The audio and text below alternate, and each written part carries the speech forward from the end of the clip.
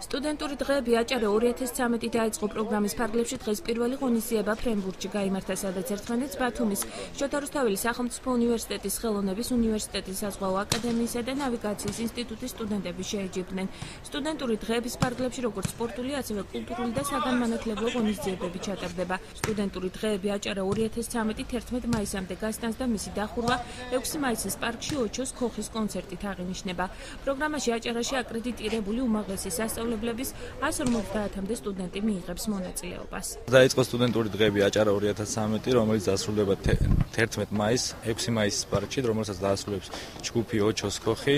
პირველი შეჯიბრი გაიმართება ფრენბურთში, რომელშიც მონაწილეობას მიიღებს ბათუმში ყოფი აკრედიტირებული უმაღლესი სასწავლებლები. ნავიგაციის უნივერსიტეტი ჩართული ვართ ამ შეჯიბრებებში, სტუდენტურ დღეებში და გარკვეული წარმატებებიც გვაქვს. წელს უფრო მრავალფეროვანია, დაემატა ფრენბურთის, რომელიც ჩარჩენ არ იყო.